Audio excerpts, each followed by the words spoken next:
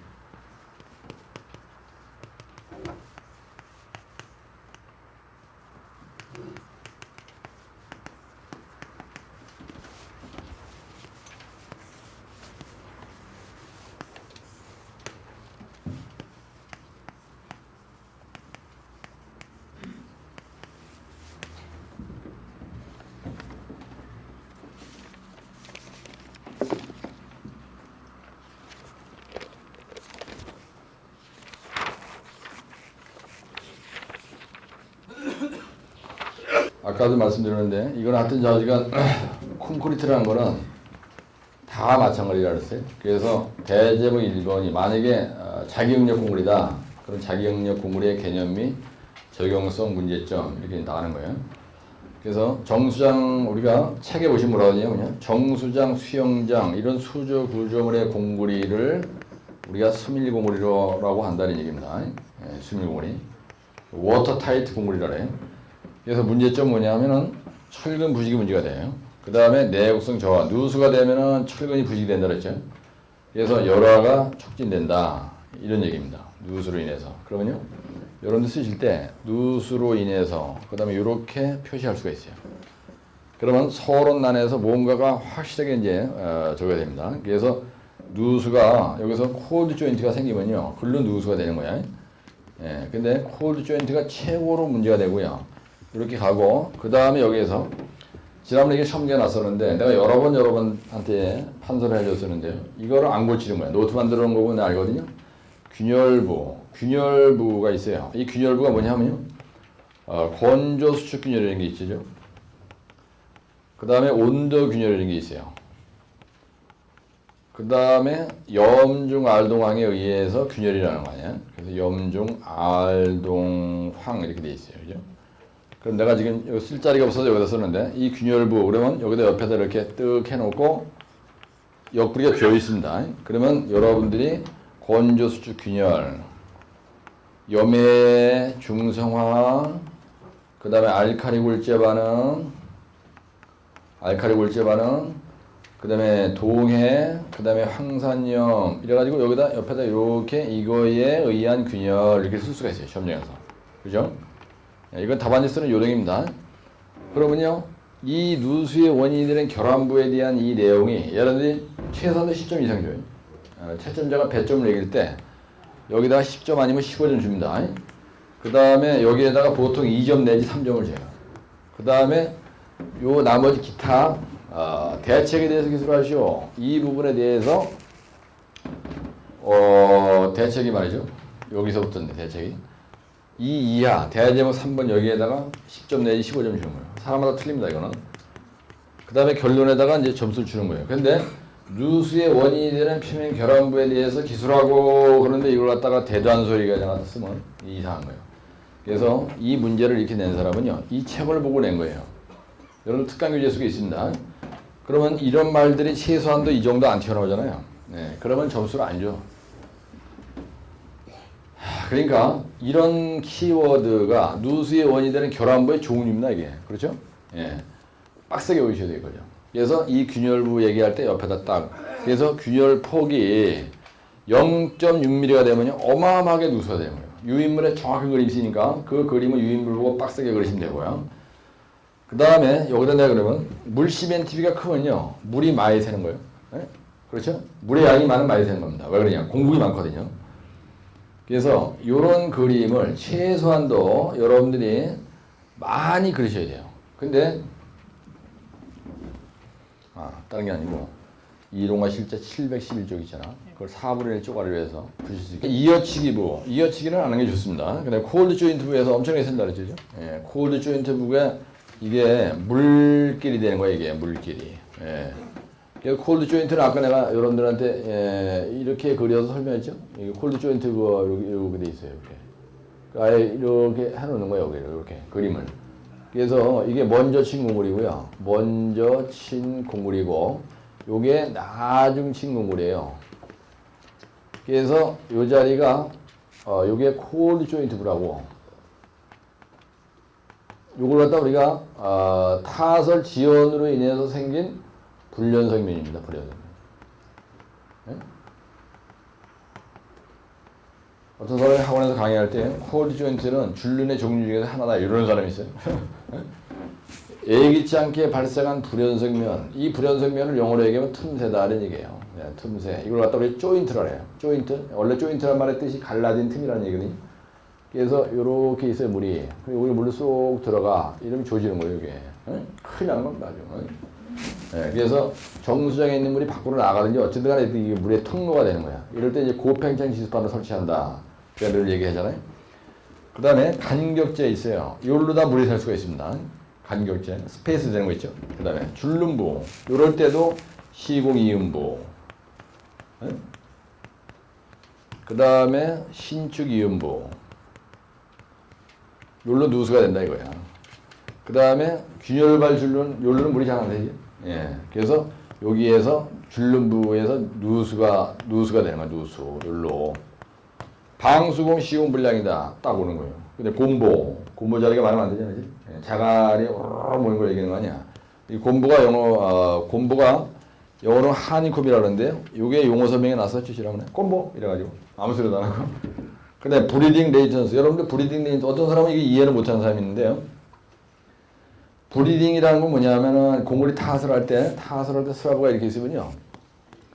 여기는 물이 위로 올라오는 거예요. 그래서 이후에 허옇게 가라앉은 찌꺼기 있어요, 이거. 이렇게 허옇게 가라앉은 찌꺼기, 요걸 갖다 레이턴스라는 거예요. 요게 레이턴스가 자연스럽게 콜드 조인트처럼 누수의 원인이 되는 거예요. 이게 시멘트 가루가 오르르 쌓여야 되는 거예요. 이게 물통로가 딱 되는 거예요, 이게. 그래서 레이턴스가 생기면 반드시 제거를 하고 쳐야 되는 거예요, 이걸. 제거하고, 그 다음에, 그죠? 에어 컴프레셔에다가 확 불어내. 네, 그러면서 치표나면 딱 하는 거예요. 그러고 나서 고펜젠스가 딱 돼. 그럼 물 안 새거든요. 이 레이턴스부가요, 아주 더러운 자리고, 공을 타서 이렇게 했는데요. 여기에 브리딩이 생겨가지고, 이렇게 레이턴스가 딱 생겼어요. 사실은 레이턴스가 생기면서 느닷없이 콜드전트를 하는 겁니다. 그렇죠? 예. 네. 그래서 요걸 갖다 우리가 재료분리, 시험장에, 지난번에 이게 용어에 놨었어요, 여러분들. 브리딩과 레이턴스가 용어 설명해 놨다니까? 우리가 재료분리를 설명할 때 학자들이 브리딩과 레이턴스라는 말로 설명합니다. 예? 브리딩이 왜 재료분리냐면, 보세요. 요 자갈과 자갈 사이에 몰트라가 끼어 있는 거예요. 근데 물 시멘트리가 너무 많잖아? 그럼 물이 위로 올라오면서 타설 중에 굳기 전에 올라오면서, 이 몰타루를 해치고 나와. 그래서 몰타루가 요 공구리에 자갈에 확 붙어 있어야 되는데, 이게 알게 모르게 물이 올라오면서 요 옆에 있는 시멘트 가루하고 모래알갱이 위로 뿜어 올린다고요. 그래서 물 통로가 되는 거야. 그래서 다지기를 잘해서 브리딩을 종료시켜야 되는 거예요. 그러면 이거 딱 1cm씩 맞거든요. 다지기를 대지게 하면은 이 안에 있는 물이 위로 올라와가지고 파도 치는 것처럼 물이 차근차근 하잖아. 예? 그게 상당히 중요한 거예요. 그럼 다지기를 한 자리에다가 최소한도 16초를 쑤셔야 되는 거예요. 16초라는 기간 동안에 진동기를 들러대면은 이 브리딩이 종료가 되는 거예요. 이게 브리딩 종료야. 네? 근데 이걸 5cm 간격으로 쑤시되 한 자리에다가 요렇게 16초 진동을 준다. 요런 거를 여러분들이 그죠? 아주 그냥 현장에 가서 자연스럽게 그림으로 표현할 수 있잖아. 그래서 한 자리에 50점 간격으로 16초 정도를 진동이를 해서 브리딩을 종료한다. 이런 말 옆에다 그 말을 딱 써놔봐. 그리고 고를 때 거기다 동글뱅이를 이런 식으로 표시해 놔보라고요. 그리고 이렇게 눈에 딱 보이는 거예요. 근데 요런 그 액션 하나하나가 현장에 실제로 공구리에 지난번 어떤 똘마니가요? RC 구조물의 하자 방지를 위한 하자 원인과 하자 방지 대책 수시 이렇게 한 적이 있어요. 이게 사실은 뭐냐면요. 하자 원인이에요, 이게. 그죠? 이게 하자 원인이거든요. 콩고리 품질 관리할 때 이런 거를 잘못하면은 이게 결함이 되고요. 이게 하자 원인이라고 여기요. 그죠? 예, 콩고리에서 하자 그러면 이거예요. 그 다음에 요 파이프 브로아웃자리는 지난주에도 말씀드렸는데 파이프 브로아웃자리 뭐냐면요. 이렇게 공구리가 있습니다. 근데 여기에다가 발부가 하나 딱 있는 거예요. 예. 근데 파이프가 이렇게 이 밖으로 빠져나와야 돼 이렇게. 예. 여기 치수 펌프장이야. 여기 펌프가 하나 있는 거야.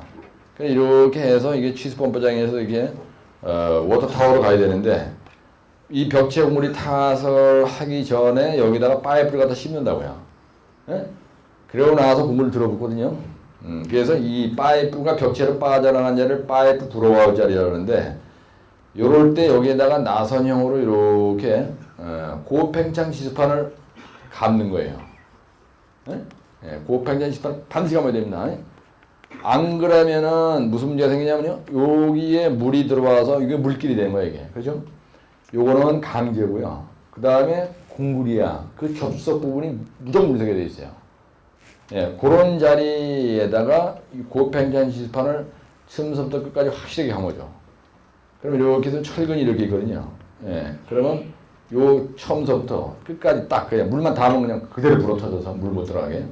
여러분 현장에서 이거 굉장히 중요합니다. 하여튼 백태가 생기는 거죠. 예, 백태가 염분이 쑥 들어와가지고 여기에 허옇게 남아. 아주 그냥 재수없는 거예요.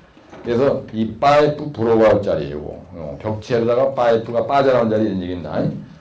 그 다음에 거푸지 동바리가 변형이 된다. 공구리 타설하기 전에. 그죠? 타설 도중에 뒤틀어졌다. 그러면요. 여기에서 벌써 소성 수축균열이 일어나고요. 심화균열이 와장창 일어나는 거예요. 이거 변형되면요. 여기도 조지는 거야, 이제 다. 그렇죠? 예, 그래서 이거 얘기할 때 이거를 방지하는 대책이 내가 약장 입혀서 해온 형부몰리 접퍼침을 잘한다.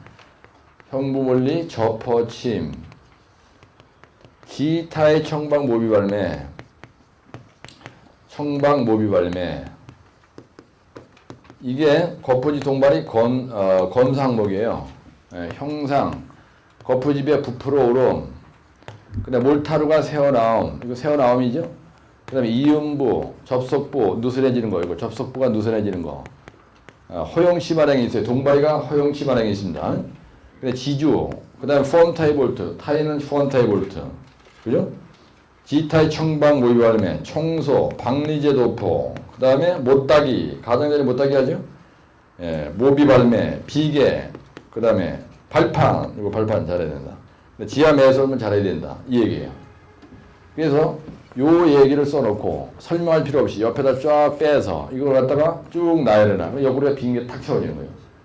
여러분들 집에 가서 내가 하는 대로 한번 해보세요. 그럼 답안지가 진짜 푼다는 거예요. 그리고 이런 건 약자를 이용시키기 때문에 아무런 문제가 없는데 여러분들 시험장에 가서 재료비합 시공에 대해서 그거 나눠드리고 지금 나눠줘 빨리. 그래서 재료비합 시공에 대해 얘기할 때 거푸지 동발이는요 어느 공부든지 다 합니다. 그렇죠? 그럴 때 동일하게 갈아야 되는 게 한 번에 연구를 하고 계속 똑같이 써놓은 거예요.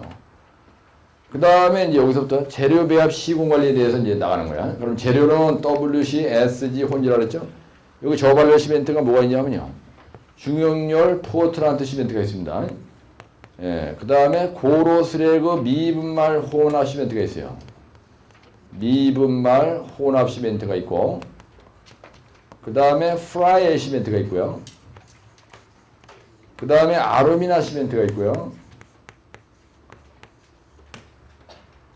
그 다음에 포리머 함신공울이라는 게 있고요. 이런 좋은 것들이 있어야죠. 그 다음에 여기에서 요 샌드하고 자갈 요거는 양입도를 쓰면 된다 이게 답이에요. 양입도. 그죠? 예. 양입도를 쓰면 좋다. 근데 여러분들 나눠진 그림에 보면요.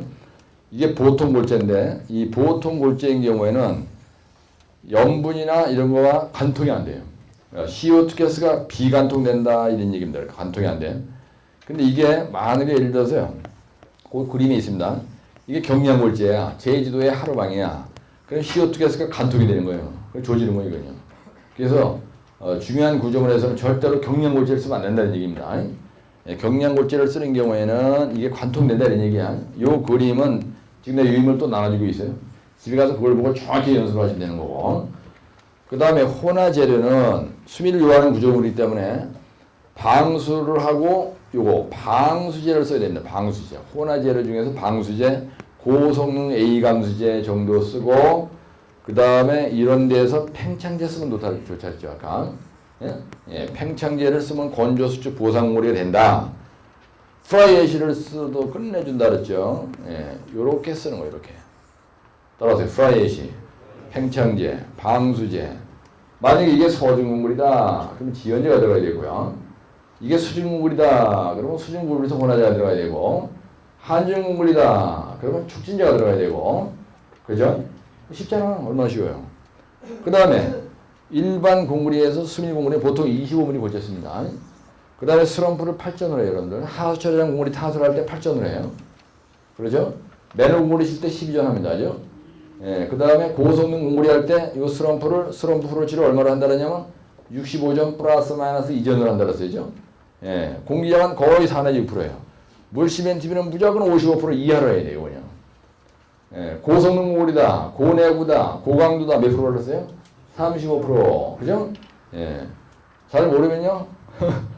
잘 모르면은 35에서 55% 이렇게 쓰면 돼. 잔고열지열은 보통 35%에서 40% 대충 써주고. 그죠? 이건 안 써도 돼요. 근데 여기 혼화제는 있지. 이 혼화제는에다가 여기서 한 거를 또 한번 써주는 거예요. 여기 있는 거 갖다 여기다 또 한번 써줘, 이렇게. 그죠? 예. 근데 이 혼화제는요, 이 혼화제는 거의 똑같아요. 어느 공부든지 거의 똑같다고, 이거는. 예. 그렇죠? 예. 그 다음 보세요. 지금 여기에서 내가 이 그림을 왜 그리냐면 이것도 나 유인물에 썬파킹 그림이 있는데요. 우리가 물 시멘트 비를 보통 55에서 65% 쓰거든요. 보통 우리가. 예, 그런데 지난번에 시험 문제가 물 시멘트 비에 대해서 기술하되 수화 반응에 필요한 물 시멘트 비와 워커빌리티에 대한 물 시멘트를 구분해서 간단히 기술하고 유동화 곡물의 유동 특성에 대해서 설명하시오 이렇게 한번 시험 문제 한 적이 있어요. 그러면 딱 두 가지를 물어본 겁니다. 근데 우리가 토목 시공일사를 공부하는 사람이 수화 반응에 필요한 물시멘트를 보통 학자들이 40%로 얘기를 하고 있습니다. 근데 실제로 여기서 수화 반응에 필요한 건 25%밖에 안 돼요. 이게 무슨 말이냐면요. 우리가 1, 2배 공구를 만드는데 W, C, S, G 혼재를 섞는다고요. 그렇죠? 근데 이거 다 합친 게 2,400kg예요. 그럼 만약에 물이 150kg 들어갔다. 그러면 시멘트가 300kg 들어갔다. 이럴 때 이거가 요 시멘트의 50%다 이 얘기야. 물과 시멘트의 비가 몇 프로냐 이 얘기입니다. 그런데 50%지만 여기서 수화 반응에 필요한 물 시멘트 비는 25%면 된다. 이게 무슨 말이냐면 수화라는 건 무슨 말이냐면요. 시멘트가 화학 반응을 일으키기 위한 물의 양이 얼마냐 이거예요. 그죠? 화학 제품 물을 안 뿌리면요. 물이 안 들어가면 절대로 화학 반응을 일으키지 않습니다. 그래서 사람은요. 내가 똥으로 화장실 가가지고 이 물을 쓰면서 내가 항상 그 물에 대한 감사를 하는 게 뭐냐면요. 물이 할 수 있는 거를 대체할 수 있는 에너지가 아무것도 없어요. 이 물이라는 게 얼마나 시원하냐면요. 아주 먼지가 지랄하게 많이 쌓여있어. 근데 거기다 물을 쫙 뿌려. 그럼 모든 게 싹 씻겨 들어가면 나죠. 정화 기능은 끝내주는 거야, 지금. 요 순수하게 시멘트가 슬 움직이면서 굳게 하는데 필요한 물시멘트비를 수화에 필요한 물시멘트비다. 이렇게 수화란 말은 뭐냐? 시멘트가 물을 만나가지고 굳기 시작하는 걸 수화를 해요. 그리고 갖다가 하이드레이션이라는데 영어로는 하이드레이션. 네? 근데 그러면은 왜 여기다가 15%를 더 넣느냐 이거예요. 이렇게. 예. 그거. 근데 유리수 계수까지 합치면 15%거든요. 유리수 계수라고 뭐냐면요.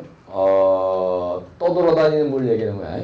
순수 수화에 필요한 25%. 그 다음에 그 안에 약간의 어떤 보조적인 역할을 떠돌아다니는 거 합치면 이거 40%예요. 그럼 40% 물, 그러니까 시멘트 양의 40%만큼만 120kg를 딱 넣으면은, 그러죠? 수화에는 문제가 없는데, 여기에다가 몇 프로를 더 집어넣냐면요? 15%를 더 집어넣은 거예요. 이게 워커빌리티에 필요한 물 시멘트거든요. 이 15%라고 하는 양의 물을 더 안 집어넣으면은 펌프에 압송이 안 돼. 그 다음에 몰타르가 자갈과 자갈 사이로 흘러 들어가야 되는데 안 흘러 들어가는 거예요. 일을 못 해. 다지기를 할 수가 없어요. 이게 문제인 거예요. 그래서 작업이 가능하게 하기 위해서 한다라서 워커빌리티, 작업성이라는 이걸. 작업이 가능하게 하기 위해서 15%의 물을 더 넣는다. 그래서 워커빌리티에 필요한 물 시멘트비가 15%다. 수화 반응에 필요한 물 시멘트비가 40%다. 이렇게 얘기하는 게 있고, 요거를 갖다가 유리수 계수가 15%, 순수 수화에 필요한 건 25% 이렇게 나눠서 얘기하는 사람도 있어요. 책에 보면은. 그러니까 이거는 대단히 중요합니다, 여러분들. 이 면접에서 중요하거든요. 그래서 수화를 일으킬 때 필요한 그런데 수화 요 시멘트가 수화열이 세게 일어나는 놈을 우리가 초조강 포트란트 시멘트 얘기를 하고, 그 다음에 수화열이 적게 일어나는 시멘트를 저발열 시멘트라고 한다. 수화열이 많은 문제가 뭐냐? 균열이 많이 일어난다. 조진다는 얘기야. 그래서 특수한 중요한 구조물은요, 반드시 저발열 시멘트예요.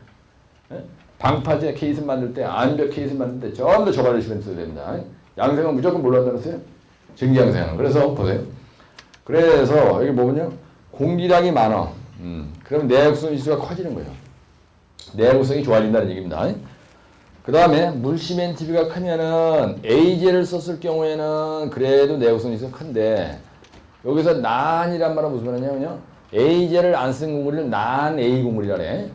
그런 경우에는 내구성 지수가 이렇게 적어지는 거예요. 그래서 A제, 그러니까 물 시멘트비가 크면요, 내구성 지수가 적어질 수밖에 없어요. 왜 그래? 물에 많으면 안 좋잖아요. 물에 많으면요, 공국이 많아지는 거예요. 그래서 요 물 시멘트비를 35%로 하면서, 그럼 문제가 뭐라 그랬어요, 아까? 이런 물 시멘트비를 35%로 하면은 문제가 뭐라 그랬어요? 뭐가 안 좋아진다 그랬어? 작업성이 안 좋아지는 거야. 이 얘기 뭐냐면, 쉽게 얘기하면 한마디로 자갈과 자갈 사이에 모래가 쫙 충전성이 나빠진다 이거야. 그래서 고성능 A 감수제, 여러분들 35%라고 하는 요걸로다가도 우리가 아주 작업성도 끝내주게 하면서 그 다음에 워커빌리티도 양호하고 그 다음에 슬럼프치가 유지가 되는 그런 호나지가 누구냐? 뭐예요? 고성능 A 감수제라는 거야. 이게 뭐가 똑같으냐면요, 내가 지금 기억에 생생하게 많은데, 우리가 어릴 때 학교 갔다 오면 배고파요. 책보자기 확 집어던지고 이제 어머니한테 배고파 그러면 우리 어머니가 어떻게 했냐면요, 그때 시골에서 뭐 돼지고기 삶아먹고 이런 게 없었잖아요. 그때 그거 먹은 게 참 좋아요. 요즘에 이제 너무 잘 처먹는 바람에 이게 병이 막 생기는데, 쌀밥에다가, 그죠? 고성능 A 감수제 싹 말아줘. 그게 바로 뭐냐면 참기름이에요. 참기름에다가 쌀밥을 싹 비벼서 줘. 그러면 그거를 하나 딱 한 숟갈 먹고 나면요, 어지럽고 띵하던 대가리가 딱 돼. 그래서 점심을 이렇게 얘기해요. 마음에 불을 켠다. 점심을 이렇게 쓰거든요. 이게 마음에 불을 켜준다는 게 점심이에요. 그래서 이걸 갖다가 영어로 뭐라 하냐면요, 프레시먼트라고 하니까. 하여튼 자지간 그런 거야. 그래서 여기 보면 배합수가 많다. 이건 단위수량이 많다는 거예요. 배합수가 많다. 이건 단위수량이 많아. 물이 많으면요, 물이 많이 새는 거예요. 수수계수가 커지는 거예요. 그죠? 그러니까 보세요. 물 시멘트비의 배합수에 따라서 물 시멘트비에 따라서 공기량에 따라서 내구성 지수가 작아진다. 이게 무슨 말이냐? 커진다 이거. 이 내구성 지수라는 건 뭐냐면요. 이 수밀공구리가 염중알동항에 견디는 능력이 세진다는 얘기예요. 내구성 지수가 크다 이 얘기는. 내구성 지수에 영향을 미치는 요인이 뭐냐? 이게 지난번에 시험 나왔어요. 내구성 지수에 영향을 미치는 요인이 뭐냐면요. 염중알동항이에요. 그죠? 예. 이런 게 시험지가 나오면 공식을 몰라도 돼요. 내구성 지수라는 거는 염중알동항에 견디는 능력을 나타내는 지수를 내구성 지수라고 한다. 대점 2번. 내구성 지수에 영향을 미치는 요인 염중알동항. 대점 3번. 내구성 지수를 크게 하기 위한 시공대책. 재배설을 짓다만 이게 답이에요. 에? 이거 공식을 꼭 못 외운다. 그래 뒤 자빠지면 안 된다 이거지. 그래서 그런데 여기에서 얘기하는 근데 운반 시간은 아까 뭐라 그랬어요? 덤프 트럭은 1시간 내에 와야 된다 그랬죠? 그다음에 에지테이터 트럭은 몇 시에 오는? 1.5시간 온다 그랬고요. 치기는 어떻게 한다 그랬어요? 연속 탓을 해서 어떻게 한다 그랬어요? 콜드 조인트를 방지해야 된다 이렇게 얘기했죠? 예. 다지기는 내벽, 그 다음에 빨구, 그 다음에 십질, 그 다음에 50간 이제 그죠 이렇게 쓸 수 있겠죠? 예. 그 다음에 마무리는 나무 흑선을 하는 게 좋습니다.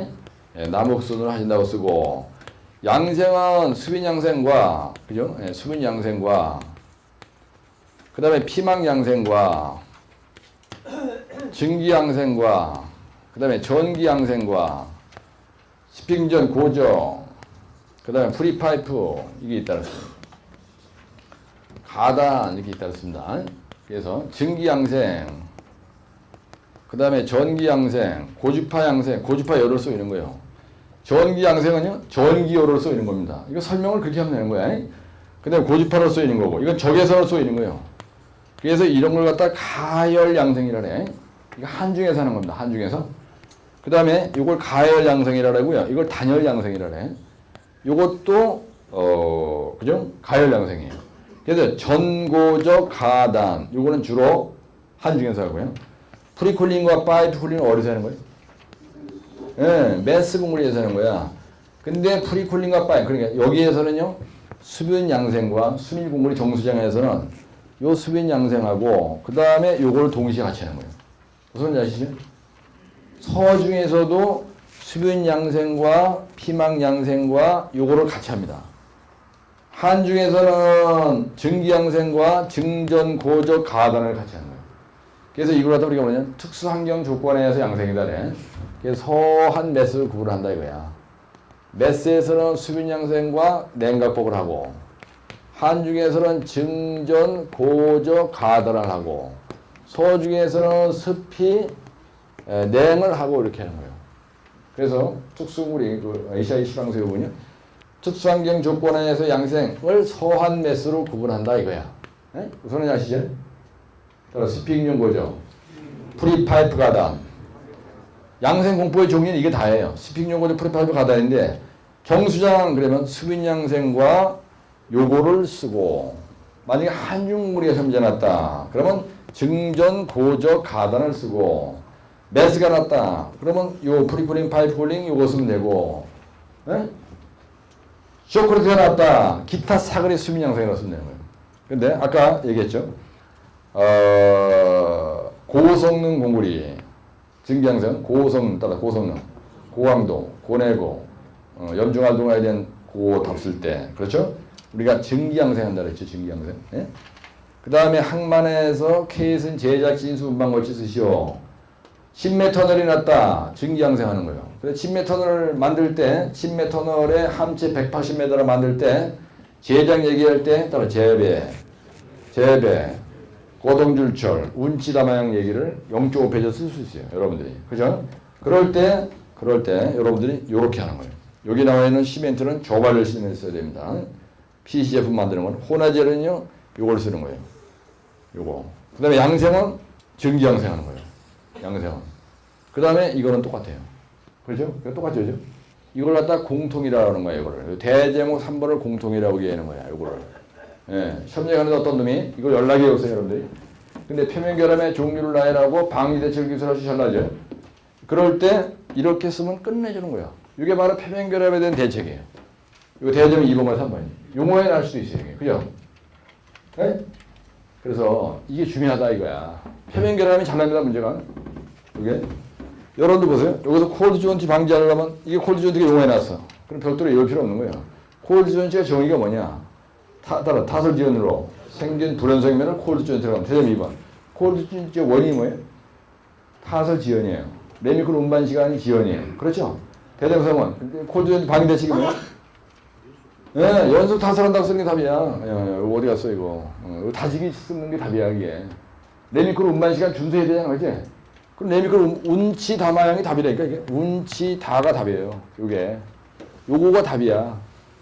콜드 조인트는 그림 하나 그릴 수 있죠, 그죠? 콜드 조인트 그릴 수 있잖아, 그지? 그런데 크게 그리면 그림을 정확하게.